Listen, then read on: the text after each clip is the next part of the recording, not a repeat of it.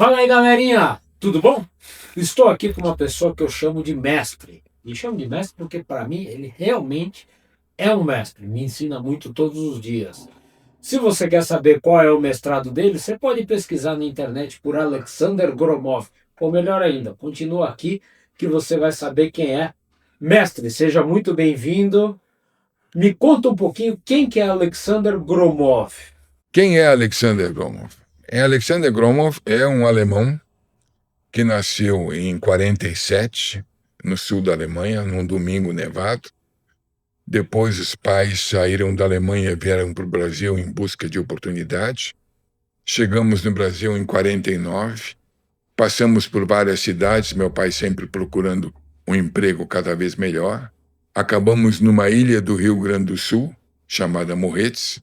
De lá, meu pai conseguiu um trabalho em Porto Alegre, na Siemens. Mudamos para lá. Aí, meu pai foi promovido na Siemens, só que tinha que mudar para São Paulo. Viemos para São Paulo, terminei o meu científico aqui, fiz a universidade aqui e estou até agora aqui em São Paulo. Universidade do quê? Eu fiz o Mackenzie. E o Mackenzie é pomposo. O Mackenzie não deixa barato. Então, eu sou engenheiro eletricista, modalidade eletrotécnica. E como é que um engenheiro eletricista, modalidade eletrotécnica, vai gostar de um veículo que ele, eletronicamente, podemos chamar de arcaico, mas inteligentemente ele é muito eficiente? É por conta de vocês dois serem alemães? A história com o Fusca, eu acho que começou ainda em Porto Alegre, quando dois colegas do meu pai tinham trazido da Alemanha Fuscas em containers. Isso foi em 54, 55. Até então, nessa época, os Fuscas chegavam como no Brasil? Eles não eram feitos, então, aqui no Brasil? Eles já eram feitos, mas eles, como tinham Fuscas, o trouxeram porque já não queriam gastar dinheiro. Sim. Então, como a empresa pagou o transporte do Fusca deles, numa boa. Tá? Inclusive, um usava a caixa de madeira que ele veio como garagem. Eu, então, andava, eles nos chamavam para fazer passeios e eu, como toda pessoa da minha idade já andou no chiqueirinho, sim, eu andava no chiqueirinho. Então, era muito bacana isso. Então, e daí a minha mãe, ela participou de um programa de perguntas e respostas no rádio, apesar dela ter um sotaque muito pesado, e na época não entendia, ela tinha sotaque, ela já faleceu. Um sotaque muito pesado e não entendia muito bem o português, ela ganhou o prêmio máximo. Ela respondeu sobre Leão Tolstói, Guerra e Paz. E a vida do Leão Tolstói. Então ela ganhou uma passagem a Paris, meu pai foi com ela, uma senhora ficou cuidando da gente, e ela me trouxe um Fusquinha de plástico. Eu tenho esse Fusca até hoje. Então sempre houve, o Fusca é um carro que mesmo hoje em dia tem muita criança que você coloca na frente do Fusca, ela vai correndo porque ela é atraída pela forma do Fusca. É uma coisa mágica. Quando eu ando de Fusca, eu vejo as pessoas de todas as idades, sem exceção, abrirem um sorriso. De criança a senhorzinha. É verdade. Então, eu tinha digamos, esse pendor. Mas, quando eu estava na universidade, eu tinha um Chevrolet 47, um Fleetmaster. Da sua idade, você tinha um carro da sua idade. Só que eu não o chamava de irmão, porque ele estava caquético. Então, o apelido daquele carro era Titio. Né? Chamar de irmão ia complicar. E ele, infelizmente, deu um pife no motor e não adiantava, não valia a pena consertar. E naquela época, como todo mundo da minha geração, nós dávamos aula particular.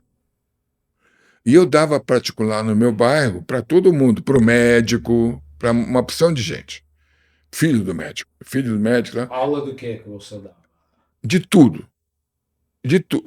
O que vinha eu traçava porque eu precisava da grana, entendeu?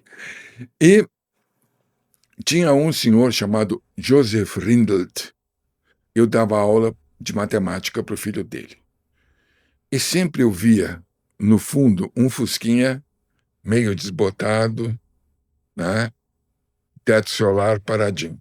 A Fusca com teto solar. Teto E solar. estamos falando de teto solar original. De fábrica, Não é de todo fábrica. cara. E o senhor Joseph Randall me contou a história. E é uma história complicada. Por quê? Ele pediu para que uma amiga dele comprasse um Fusca na Alemanha no nome dele, deixasse a carência passar para exportação, porque aí não precisava pagar imposto de exportação, trouxe o carro para São Paulo, porque ele tinha uma firma de filmes. Ele fazia desenhos animados e fazia filmes de propaganda. E ele precisava do teto aberto para adaptar uma uma filmadora para filmar em movimento. O carro era um câmera car. Câmera car. Câmera car é quando a gente na televisão, no cinema, faz umas imagens em movimento, mas a câmera está em movimento. A câmera está num carro, daí o nome câmera car. E daí, mas essa função, ele Então ele inclusive precisava de um teto. precisava do teto solar, por isso que ele encomendou um carro com Schiebedach, que é o nome em alemão de teto de empurrar. A Schieben, gente está falando daquele teto de lona isso, grande, não é isso. aquele teto solar de lá. Não. Teto de lona grande. Sei. Né? Então, esse senhor, inclusive, ele ninguém não recebia o crédito, mas ele fazia desenho animado e tinha aquela câmera de vários níveis que o Sei. Disney inventou, É. que, por exemplo, dá a impressão de você caminhando no meio das árvores numa floresta. Sim. E ele foi que fez aquela série de filmes da Varig, inclusive um muito famoso, que era um japonês que queria voltar para o Japão e voltou de Varig, o Kurashin Mataro, né? Nome do japonês. Então, essa era a pessoa. Então, aí que vem a origem desse carro. Ele veio assim, e o meu pai era muito metódico, então ele tentou tirar a quarta via que chama, né? Sei. Do carro.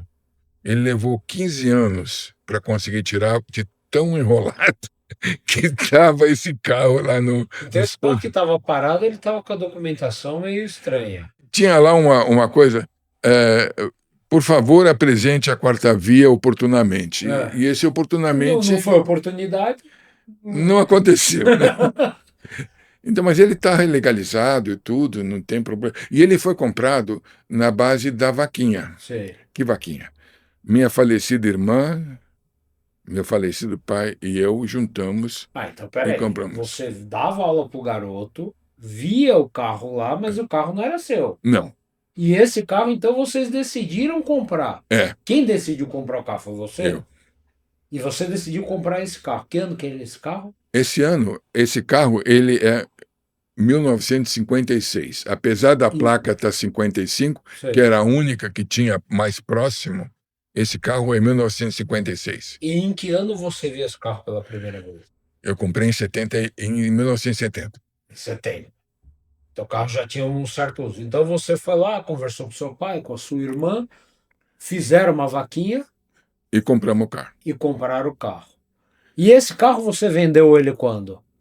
Esse carro está comigo até agora. Até hoje. Está na De garagem. 70 até hoje. E está faltando, a bateria descarregou, tem que carregar de novo. E esse carro tava com a pintura desbotada e tal. Continua assim, desse jeito? Não. Que cor que ele era, esse carro? Vermelho coral. Como é que é o vermelho coral? É que nem o coral marítimo. Ele é um vermelho um pouco mais claro. Eu Sei. não tenho foto dele aqui. Vermelho um pouco mais claro.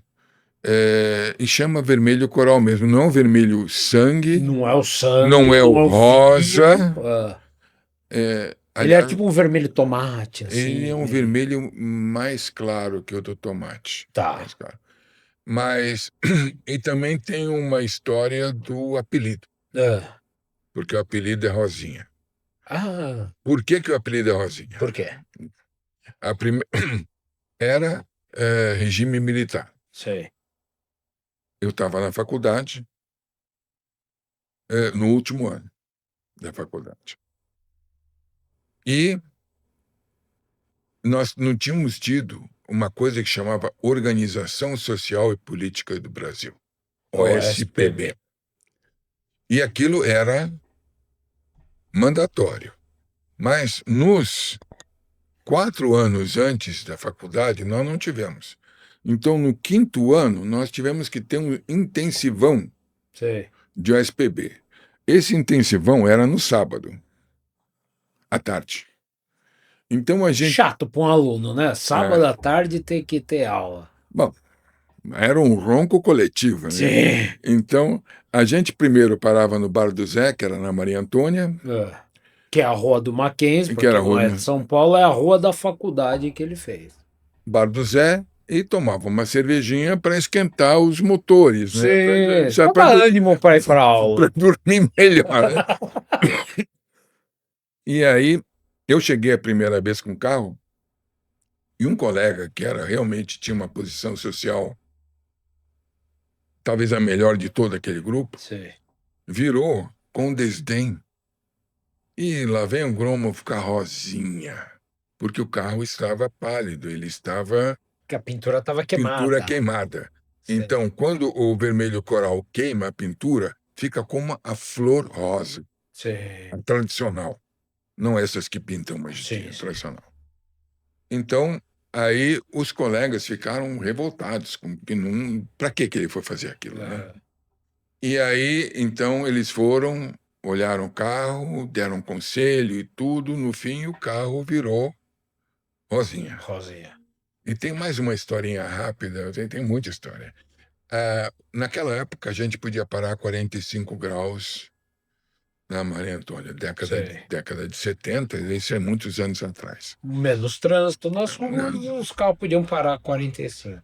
E tinha um rapaz de cor, cujo apelido, obviamente, era Pelé, que era limítrofe. E o que ele conseguia fazer era cuidar dos carros. Então, ele guardava os carros. E ele adotou o meu carro. Não deixava ninguém chegar perto. Ele tinha preço, pessoal. Tinha. Rosinha era o carro que ele dava aquele cuidado. E aí ele chegou... eu me lembro uma vez, eu estava saindo da aula à noite já, naquela época tinha que levar régua T, canudo de desenho, esquadro. Régua T é porque antigamente se desenhava numa mesa, chamada prancheta, e ela fazia a vez da régua horizontal, não é isso? Exatamente. E ela tem um formato que lembra uma letra T, uma picareta. E aí você tinha os esquadros e as curvas francesas para fazer desenho industrial. Fazia parte do curso. Então eu estava chegando lá e quando eu fui pôr a chave para abrir, um grupo de jovens virou e falou: você que é o dono da Rosinha? Quer dizer, o carro era mais conhecido que você. E esse carro de tamanha importância, hoje ele não está mais com a pintura queimada. Ele teve uma reforma intermediária que ele recebeu a cor do Monza. Teve um Monza que teve uma cor parecida com o coral. E daí eu tive a oportunidade de reformá-lo na ala 0 da fábrica da Volkswagen. Como é que uma pessoa consegue... Eu, um mero mortal, nunca vou conseguir restaurar um carro dentro da Volkswagen. Como é que você conseguiu isso? Eu fui visitar uns amigos lá, na ala 0, que eu ia, na época era Sedan Clube do Brasil. O nome original do Fusca Clube do Brasil era Sedan Clube do Brasil. Sedan é um carro de 3 volumes, o Fusca só tem 2. Mas acabou sendo chamado de Sedan, né? E o meu, por exemplo, tem um nome maravilhoso. Qual que é o nome do seu? Cabriolimousine. Olha! Quer dizer, é o sedã que não é sedã, limusine que não é limusine, o cabrio que não é bem cabrio, mas ok, tá tudo certo. Então, para você, a esculhambação, mas é uma esculhambação gostosa. Sim, claro. Bom, a gente tá num país que tudo pode, então beleza. ia sempre nas fábricas, eu ia na Glazolite, eu ia em todo lugar, eu ia na Volkswagen para pedir ajuda para os eventos, né? A Volkswagen, a partir de um determinado momento, começou a ajudar a gente. Até lá, nós éramos... Você veio a se tornar membro do Sedan Clube, É, então. e numa dessas vezes que eu fui lá, porque a parte de marketing ficava num prédio em cima da Ala Zero. Sei. E do outro lado do pátio estavam meus amigos, Ronaldo Berg É. e o... Eu trabalho com ele todo dia, meu Deus. O Ronaldo Berg Ronaldo Berg e o trabalhou Bob, muito. Sharp. O Bob Sharp. E o Bob Sharp. Ronaldo Berg, que trabalhou muito tempo na Volkswagen, tem matérias fantásticas dele no Auto Entusiastas, inclusive. E o Bob Sharp, que putz, além de piloto, engenheiro, um grande jornalista do setor automotivo, vamos chamar assim, é o pai do Auto Entusiasta, né? Ele É ele que que toca, toma a rédea ali do aqui. negócio. Então, eu estava discutindo com o Berg, eu estava... O Bob, nessa época, trabalhava na Volkswagen. Ele era o chefe do departamento de esporte, de competição. Que tinha uma competição que era subordinada ao marketing da montadora, né? Era um misto de engenharia com marketing, né? Então, ele era o chefe de competição. E eu estava falando com o Ronaldo Berg, e primeiro com o Bob, depois o Bob foi comigo falar com o Berg, porque eu falei, Bob, olha, estou procurando uma oficina para reformar meu carro. Então, eu não estou encontrando algo que eu confie, porque eu queria fazer algo... Até aquele momento, eu estava há quase 5 anos juntando peça, Sim. como todo cara que vai restaurar um carro faz. Sim, primeiro a gente vai atrás das peças, a hora que a gente acha que tem tudo, que sempre falta uma coisinha. Ou que o mecânico não aceita o que você conseguiu também. E aí você dá início à restauração para que tudo ande mais rápido, né? E aí o Ronaldo falou, espera aí, eu acho que eu posso ajudar. Você quer reformar aqui? Eu falei, óbvio que sim. Que lugar melhor do que a... E o carro ficou lá 2 anos e pouco, numa época difícil para mim, porque eu estava... Difícil e não. Porque eu estava estagiando no meu segundo estágio na Alemanha. Quem tocou a coisa foi meu pai. Sei. Mas não precisava, porque no começo o carro entrou lá e todo mundo da ala zero odiou ter que mexer num carro velho. Puxa. Odiou. Com o tempo, eles foram se afeiçoando com o carro. Eu não queria mais devolver. Aí, eu na Alemanha recebi a carta de um colega lá da ala zero, dizendo isso, que se afeiçoaram, que eles iam, um fim de semana, procurar a peça que eles queriam para pôr no carro. Uau! E a coisa boa de ter estado na Alemanha, na época ainda não era unificada, e também não tinha essa porcaria de euro, muito menos de comunidade europeia, eu ganhava em marco. Era um bom dinheiro forte. Tinha prêmio no fim do ano. E tinha não sei o que mais. Deu para pagar a restauração. Entendi. Então, foi assim que o carro foi. Aí tem uma outra história muito bonitinha. A cor. Como conseguir o padrão original? Como é que chegou no coral? No Korallenrot. Korallenrot. Meu pai conseguiu, depois de muitas cartas para o museu da Volkswagen, ele conseguiu um pedaço, eles recortaram, do cartão testemunha da cor que estava no arquivo histórico e mandaram para meu pai. Eu cortei um pedaço, mantive um comigo e levei na Glazurite. Eu estava querendo saber, nem queria saber o quanto isso ia custar. Eles decuparam aquela cor com o sistema óptico da época. Sim. E transferiram. Seria próximo do espectrofotômetro de hoje em dia. Né? E conseguiram componentes nacionais que reproduziram a cor.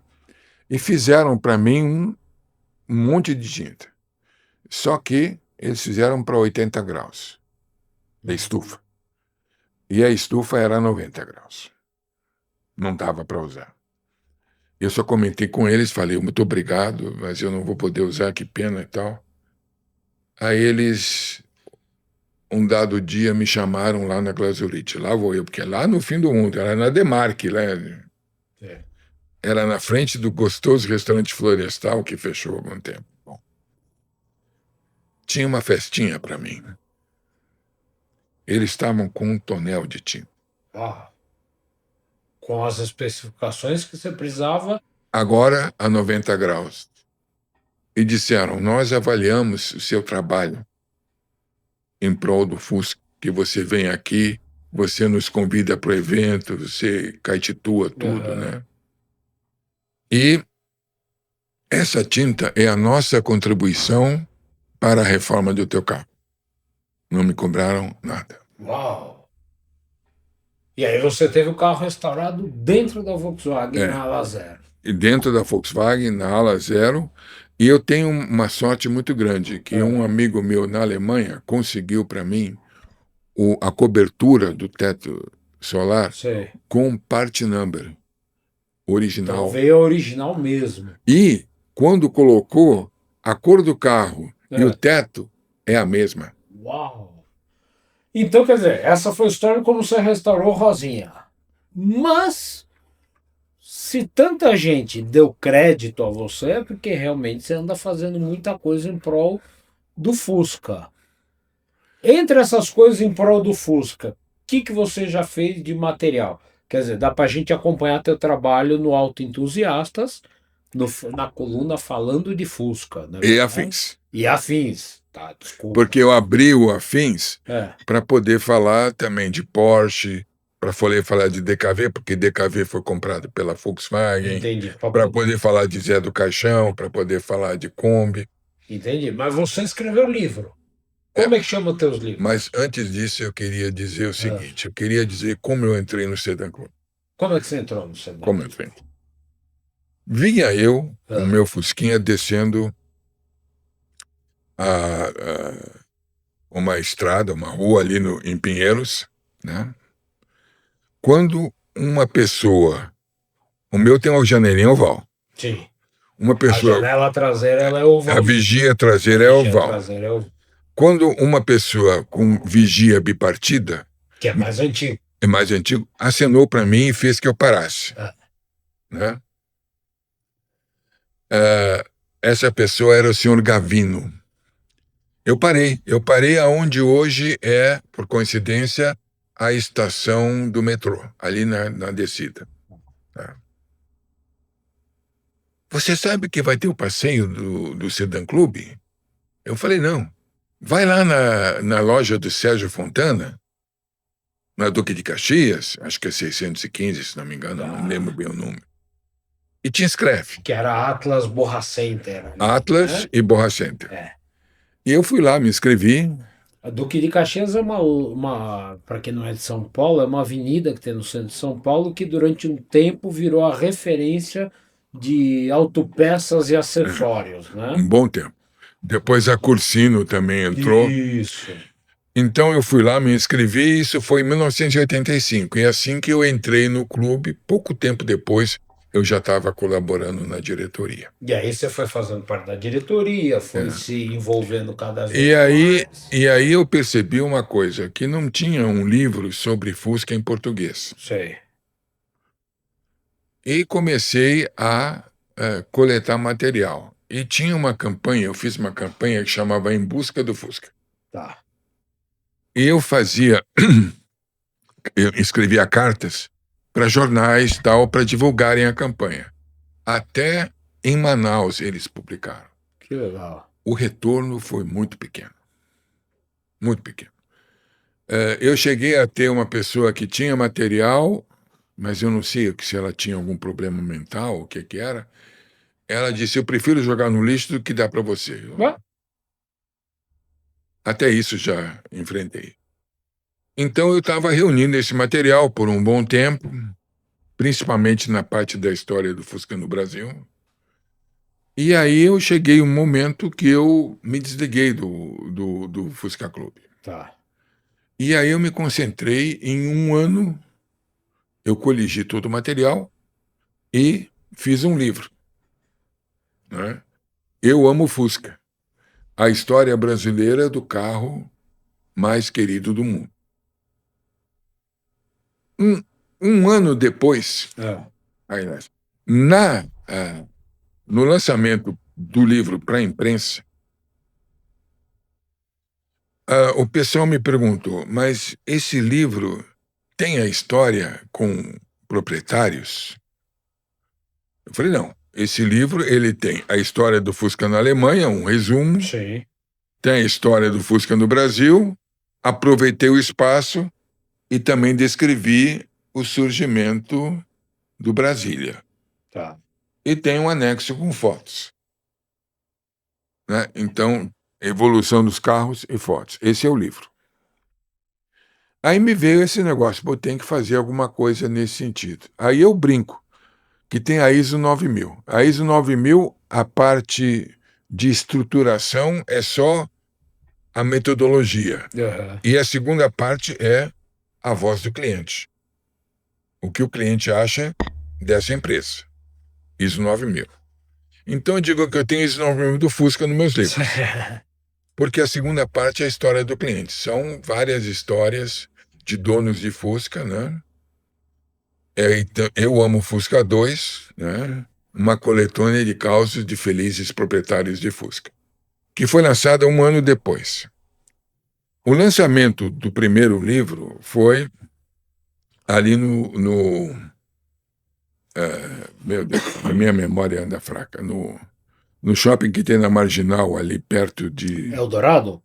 Não, passando Eldorado é o... Meu Deus. É o seguinte shopping descendo na Marginal. Tá. Né? Na Livraria Cultura.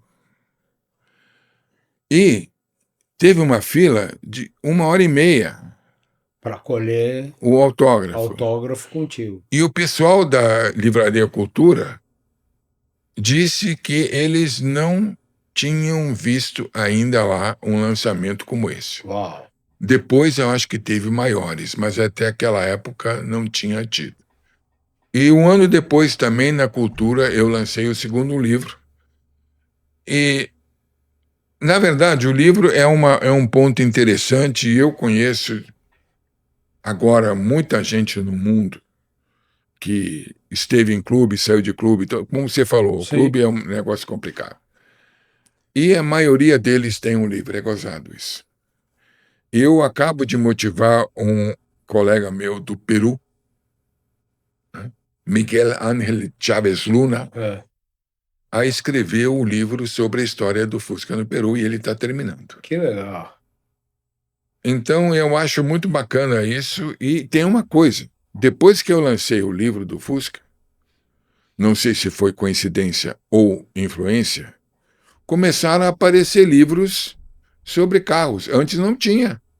Olha, eu creio que seja um caminho natural porque as pessoas sonham. Muita gente sonha com muitas coisas. Mas talvez precise um pioneiro para que os outros se incentivem a concretizar seus sonhos. Então, acho que esse é teu pioneirismo. Teu pioneirismo também a gente pode falar que é em criação de datas. Veja bem, eu não estou falando no singular, estou falando no plural. Criação de datas sobre um veículo. Que histórias são essas? Vamos começar pelo Dia Nacional do Fusca. Por que a data escolhida? Quando é a data escolhida? E como é que você se embrenhou nesse caminho? Foi na época que nós estávamos em lua de mel com a Volkswagen. Então foi perto da época da restauração do carro ou Não, pós? não. Muito antes. Antes de você levar o carro para restaurar lá. Muito antes. Então, quer dizer, da primeiro passo da repulsa, da fábrica com o clube, começou a ter uma aproximação e você foi naturalmente ganhando amizades lá dentro da fábrica.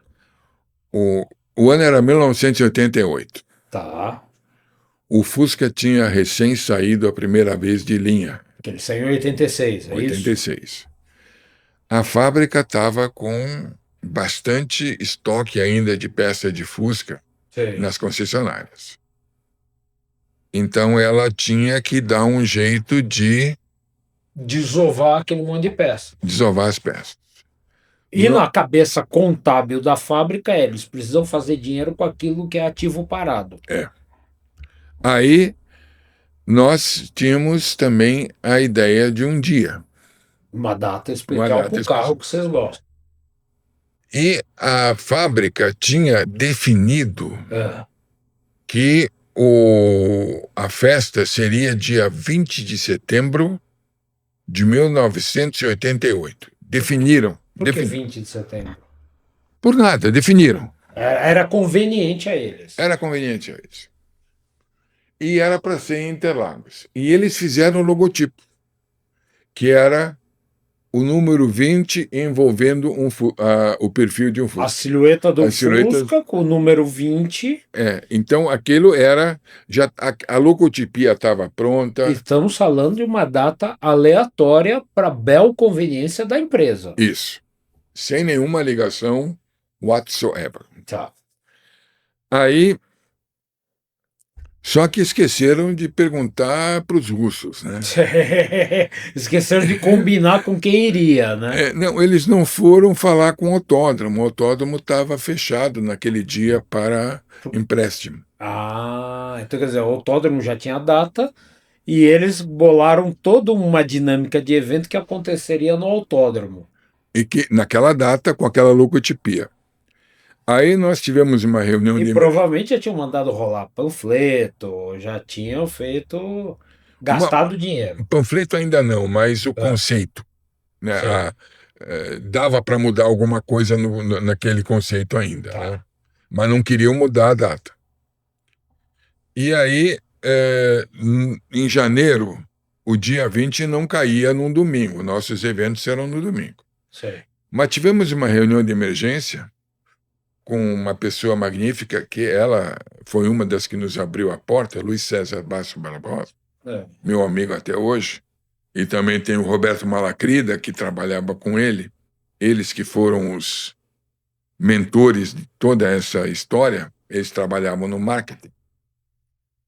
Aí nós tivemos uma reunião num lugar que chamava Wells Burger. Wells Burger, sim. Que na Praça Pan-Americana. Wells era uma cadeia de restaurantes do Pão de Açúcar. Isso. Então tinha o Era Wells... uma lanchonete, estilo meio americano. O Wells Burger era um burger. Sim. E tinha o restaurante mesmo, que era do outro lado da Praça Pan-Americana, que tinha um fondue maravilhoso. Eu ia lá com frequência. Então, tivemos essa reunião e fizemos... não é para jogar... Então vai ser dia 20 de janeiro. Então, o Dia Nacional do Fusca vai ser dia 20 de janeiro. Só para aproveitar o logotipo. Está definido. Só que dia 20 de janeiro não caía no domingo. Não. Então, o evento foi no domingo próximo ao dia 20, foi declarado o Dia Nacional do Fusca como dia 20, e infelizmente, desconhecedores da realidade, a imprensa tenta jogar o dia 20 de janeiro com a data da primeira fabricação de Fusca Nacional. Mas não é. Que não tem nada a ver. O dia da fabricação do primeiro Fusca Nacional é 3 de janeiro. E é uma data estranha, porque era sábado. Uau. Mas porque eu não sei bem, eu não tenho quem me confirme mais a história, porque todos os envolvidos já se foram, né? Mas também esse negócio de alemão, marca a data, tem que fazer naquela data, e eu quero que seja feito e vai ser feito. Então, o lançamento do Fusca Nacional foi definido para o dia 7 de janeiro. Meu aniversário, hein? E eu não tenho nada a ver com isso. Congratulations for celebration. Então, eles estavam malucos montando os Fuscas nacionais no sábado, no domingo, para que tivessem em algumas capitais alguns Fuscas para mostrar no dia 7. Eu vou fazer uma teoria aqui, tá? E você me diz, me gonga ou não, ou vê se é plausível. Provavelmente decidiram o dia 7 e mais uma vez esqueceram de combinar com o povo. É, Aí falou, mas para lançar dia 7 eu tenho que começar a montar dia 3. é. Mas dia 3 é um sábado. Se dane, faz acontecer. Então, e também não existe a foto do primeiro Fusca fabricado. A imprensa, e tem mais, a inteligência artificial. Se entra na inteligência artificial, É. eles vão te dizer essa bobagem. Porque colhe o que a maioria está falando, Porque né? a inteligência artificial pega os dados da imprensa. É, e pega da maioria. O que a maioria falar vira verdade ali para inteligência artificial. Mas ainda bem que a gente tem a sua inteligência natural. E a sua inteligência natural não parou no Dia Nacional do Fusca. Não. Foi para onde mais? Bom, nós tivemos eventos memoráveis em Interlagos. Eu lembro que em Memoráveis. 93 ou 94 foi um recorde de carros, né? Foi um ano depois da morte do Ayrton Senna. O ano anterior, Hum. nós tínhamos feito Então provavelmente foi em 95 aquele recorde. Eu Exato. estava naquele dia lá no. Interlagos. Tivemos eventos memoráveis, temos o recorde mundial de carros, 2 recordes. Quebramos um recorde em 94, né? Tivemos a ideia de pedir ao Guinness. O Guinness pediu que a gente organizasse uma entidade certificada para fazer a contagem. Contratamos uma empresa, que foi a mesma empresa no evento seguinte. Então, no dia da morte, um ano depois da morte do Senna, foi algo impressionante. Nas arquibancadas tinha mais de 15 mil pessoas. Nós contabilizamos 2.728 carros. Pode ser que tenham existido eventos com mais carros no mundo, mas não foram contabilizados ou inscritos no Guinness. Sim. Eu sei que a Volkswagen tentou quebrar esse número em Berlim, no lançamento do New Beetle, Tá. que ela convidou Fuscas de toda a Alemanha. Não conseguiu. Bom, então, aí estava chegando de novo, que eu já estive na Alemanha em estágio na década de 70. Então, em 1989, eu fui enviado para a Alemanha. Fiz estágio lá. E me deram a dica de um evento em Bad Camberg. Bad Camberg é uma cidade que fica a uns 35 quilômetros ao noroeste de Frankfurt. Toda cidade na Alemanha que tem Bad, Bad é banho, é água termal. Essa é uma cidade onde acontece um evento em volta do lago ou não? Não, não é num campo de futebol. Então. Num campo de futebol. Em volta do lago é água de Lindóia. Não é água de Lindóia, não. Não é água de Lindóia. Agora sacaneei. Eu sempre confundo a Alemanha Você com baixou? Você baixou a bola. Então eu fui para a Alemanha e tinha esse evento. Eu estava numa cidade chamada Erlangen, que é uma distância de uns quase 180 quilômetros de Bad Camberg, né? Então você estava relativamente longe, né? Mas padrão europeu, né? Aí eu liguei, falei com o Heinz Willy Lottermann, que era a pessoa que tinha criado esses eventos. Era o 4º evento que eu participei lá. Eu falei, olha, eu sou o Alexander, eu sou do Fusca Clube do Brasil e tal, eu não era do Sedan Clube do Brasil e gostaria de participar, só que eu não tenho Fusca. Tinha uma Mercedes naquele tempo lá. Não tenho Fusca, eu posso participar? Seja muito bem-vindo. E eu quero que o senhor participe da noitada de confraternização. Quer dizer, além da exposição, tinha uma festa. Aonde iam representantes dos 5 continentes. Porque o evento de Bad Camberg é considerado um evento mais purista. Sei. do mundo. Dos precursores, aparecem lá carros da época da guerra. Que legal. Né? Então, quer dizer, a maioria dos Fuscas que a gente conhece não participa desse evento. Não. É Outro um evento. bom lugar para ir ver raridade mesmo. Padrão de raridade é Outro evento que está para começar agora em Hesse-Oldendorf, ele já é mais amplo. Lá já entra carro de vários anos, não tem uma limitação. Tem um núcleo do evento de carros muito antigos, mas vale muito mais, vale tudo. Entendi. E o evento de Hesse-Oldendorf é nas ruas da cidade, não é num lugar confinado, porque, na verdade, não existem tantos remanescentes de carros tão antigos. Sei. Então, um campo de futebol é o suficiente. Né? Então, e ele disse, venha, eu quero que o senhor fale nesse jantar. É o jantar de confraternização de todos os participantes, né? Se inscreve para esse jantar. Sim. E tem um número definido. Encerrou, ninguém mais entra. Entendi. E eu, né, seguindo a teoria do macaco velho, levei uma bandeira do Brasil, fui com chapéu Eu Amo Fusca, e mais ou menos já tinha uma ideia na cabeça. De como mostrar a paixão do brasileiro pelo Fusca para o pessoal da Alemanha. Eu cheguei lá, eu falei em alemão, eu falei em inglês, e eu disse, no Brasil, nós temos um evento que chama Dia Nacional do Fusca. Tem muito sucesso. E é uma honra para todos participarem do Dia Nacional do Fusca. Por que não fazer um Dia Mundial do Fusca? Foi aprovado por aclamação. Todo mundo aplaudiu e tudo. Então, os eventos ocorrem de 4 em 4 anos. Eu tive 4 anos para coordenar a busca de uma data para esse evento. Porque aí eu estava trabalhando. E eu queria uma data que fosse coerente com a história do carro. Sim. Não um dia 20 de janeiro, porque eu quero.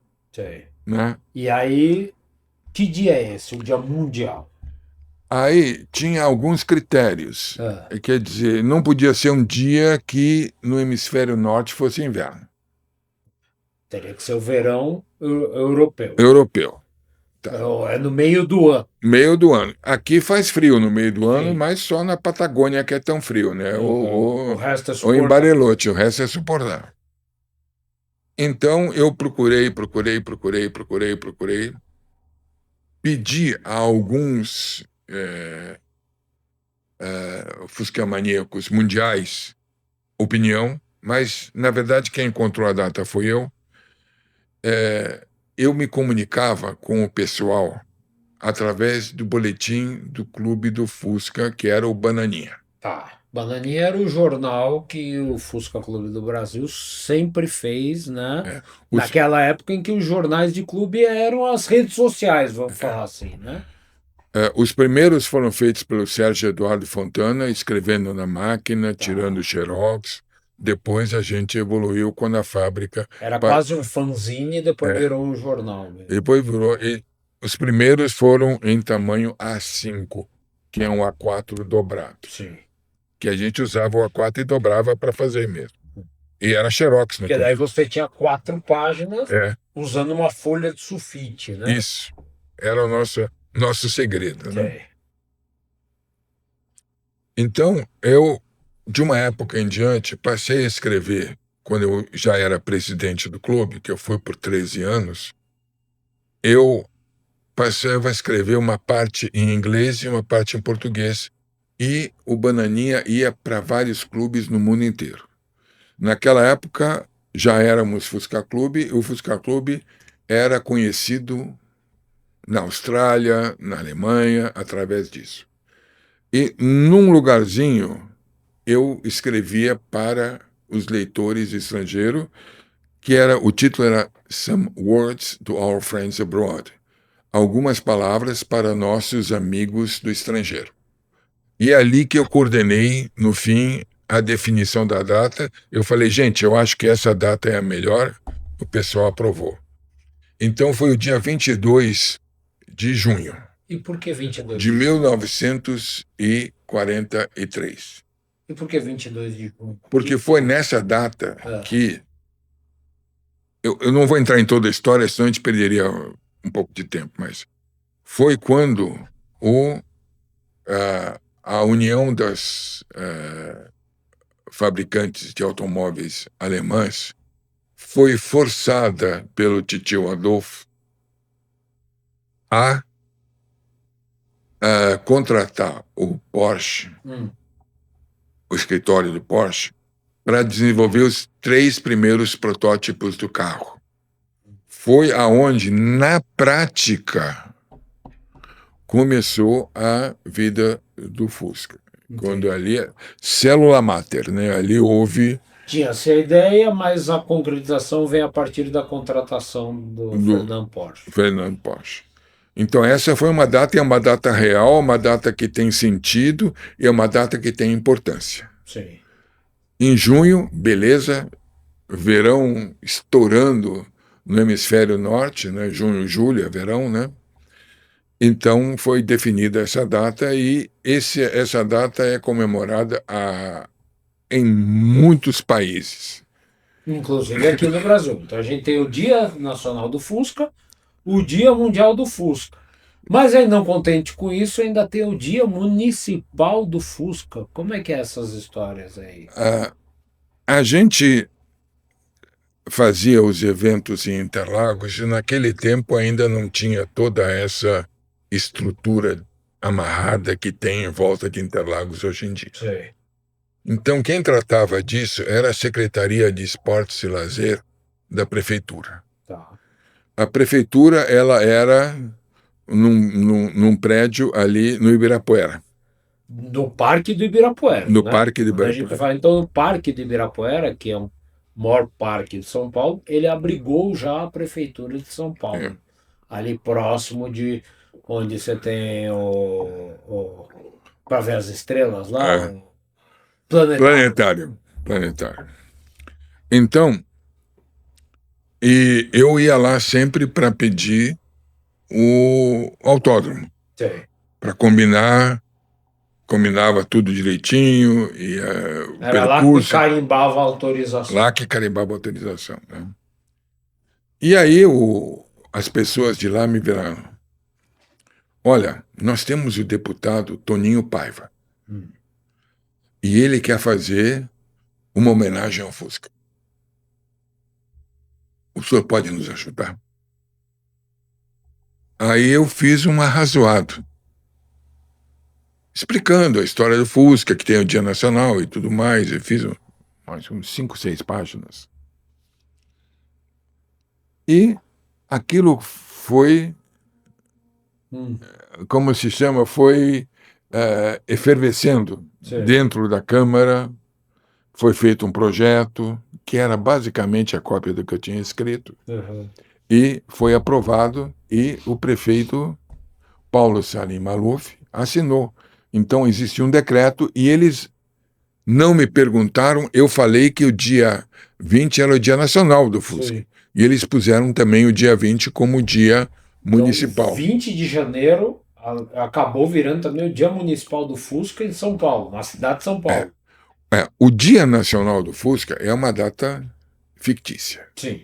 Sabor Fusca.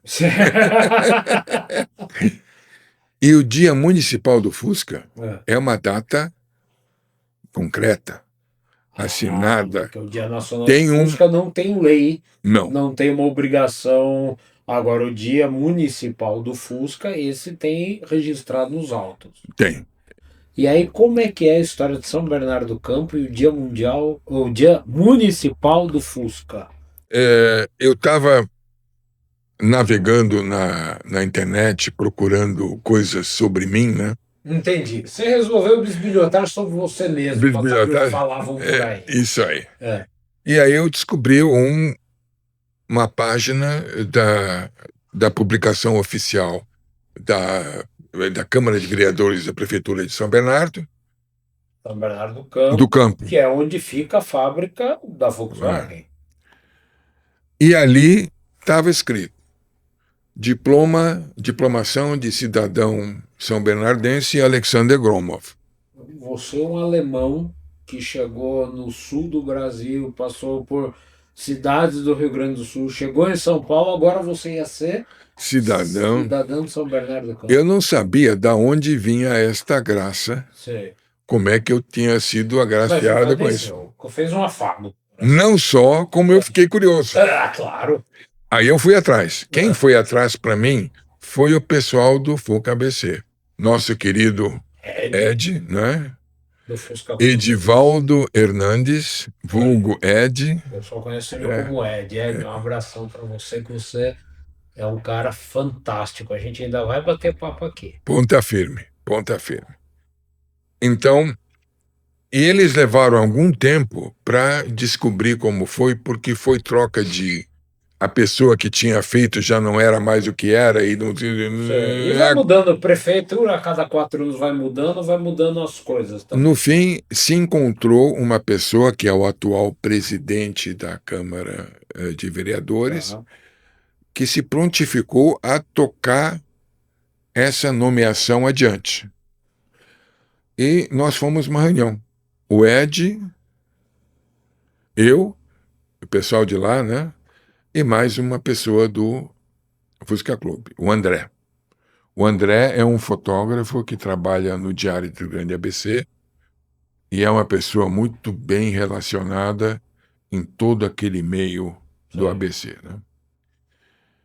E aí nós estamos falando, mas a minha ideia, o que estava no meu subconsciente e que eu sabia, e que tinha, além da nomeação do Alexander Gromov como cidadão patatense, tinha o projeto do Dia Municipal do Fusca, os dois congelados. Para mim, sinceramente, o Dia Municipal do Fusca de São Bernardo do Campo tem muito mais valor na essência. Eu fico muito contente com o que estão fazendo para mim. Mas no nosso trabalho... Sim, claro. Né? Até porque se não fosse a mola de fazerem uma homenagem para você, talvez não fizessem para o carro. E o carro e a cidade tem uma história muito importante que movimenta o país todo. E teu trabalho é movimentado pelo carro. Então, é uma corrente, né? Aí eu cheguei e perguntei, gente, vocês não têm o projeto do Dia Municipal do Fusca também? Temos. Então, por que nós não unimos as duas coisas? Porque aí a gente forçava via o Dia Municipal. Sim. Eles toparam. Então, agora, no dia 27 de junho, a partir das 3 horas da tarde, 15 horas, no Salão Nobre da Câmara Municipal de São Bernardo do Campo, quem puder ir será muito bem-vindo. Será lançado, basicamente, o Dia Municipal do Fusca em São Bernardo do Campo. E qual vai ser a data do Dia Municipal? A data do Dia Municipal é 3 de janeiro. Que é a data que se começa a fabricação efetivamente do Isso, exatamente. Então precisou ter a data errada para que viesse a data certa no lugar certo. Olha só. E São Bernardo, ele tem uma história que é interessantíssima, né? Nós temos a Anchieta. Sim. Que é o que liga a principal capital do país ao principal porto do país. A história do Fusca, ela começou aqui com uma importação feita pela Brasmotor, pela Sabrico. A Sabrico construiu a Brasmotor porque ela montava na oficina da Sabrico, numa parte da oficina, ela montava veículos Dodge e tudo mais, né? Mas no fim acabou ficando pouco espaço. Estamos falando da Sabrico, que depois veio a ser concessionária e tudo mais. Ela era uma concessionária Dodge. Sim. E montava veículos Dodge. Naquela época que os Dodge ainda eram só importados, a marca mesmo não estava no Brasil. Mas eles montavam peruas, carros, E aí, Aquela época das Kingsway, não é isso? e a Sabrico, numa série de coisas que aconteceram, inclusive a Volkswagen alemã tinha um acordo com a Dodge dos Estados Unidos, que a Dodge não tinha um carro pequeno, e então as concessionárias Dodge passaram a vender Fusca no mundo inteiro. Olha só. E aqui, então, a coisa também conjuminou. Só que aí a Sabrico decidiu fazer uma fábrica. E essa fábrica foi construída olhando a estrada descendo para Santos do lado esquerdo. E ali foi uma fábrica muito bonita, onde continuou com montagem, começou a montagem em 1951, foi até 1953, montando Fuscas Kombis. Né? Vinham os carros desmontados e eram montados. A Kombi, na verdade, ela vinha pronta, Tá. que era muito complicado para fazer. Ela só recebia aqui pneus. Porque uma época, e isso aí eu estou estudando porque ainda está difícil obter os dados, os carros vinham com rodas de madeira. Porque tinha que ter componente nacional. Era uma porcentagem via peso, uma coisa assim, né? Então, do lado esquerdo era a Brasmotor. A Brasmotor, quando a Volkswagen se estabeleceu no Brasil em 1953, a Volkswagen cortou a concessão da Brasmotor. Mas a Brasmotor continuou trabalhando até junho daquele ano, e eu tenho prova disso. E aí, a montagem por parte da Volkswagen na Rua do Manifesto, perto do Museu do Ipiranga, no bairro do Ipiranga, começou praticamente no ano seguinte. Né? Aí a Volkswagen conseguiu um incentivo para construir a fábrica, terreno e tudo. E o terreno da Volkswagen é exatamente do outro lado.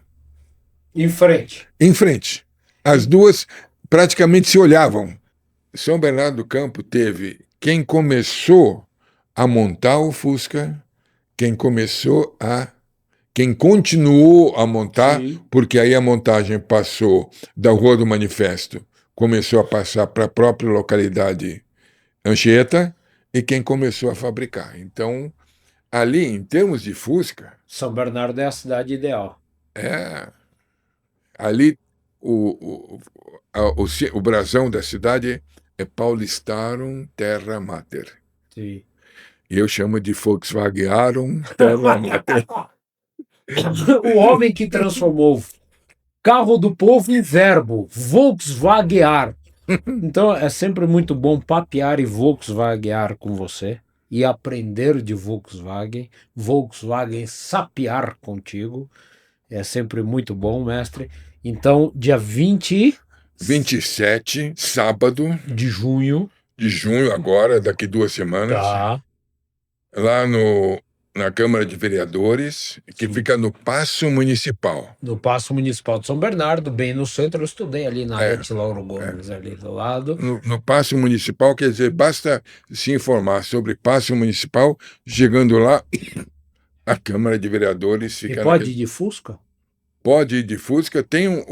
Vai ter uma exposição numa área restrita e tem um estacionamento bastante grande da própria Câmara, que como é sábado vai estar vazio e as pessoas podem deixar o carro lá, ou seja, tem estacionamento. Então bora lá prestigiar esse homem que criou dias municipais, dia nacional, dia mundial, e é uma referência, olha, no planeta inteiro. Alexander Gromov, esse alemão mais brasileiro e mundial que existe. Eu sou alemão, mas eu me considero mais brasileiro do que muitos brasileiros que eu conheço. E eu tenho certeza. Porque eu sou brasileiro por opção. Eu estou aqui por opção. Sim. E não porque eu nasci aqui. Chance de voltar para a Alemanha teve de monte, né? Ou para qualquer outro país do mundo. Então, muito obrigado por você ter escolhido nos instruir aqui sobre esse carro que é amado em nosso país. Obrigado pela mestre. oportunidade, um abraço a todos.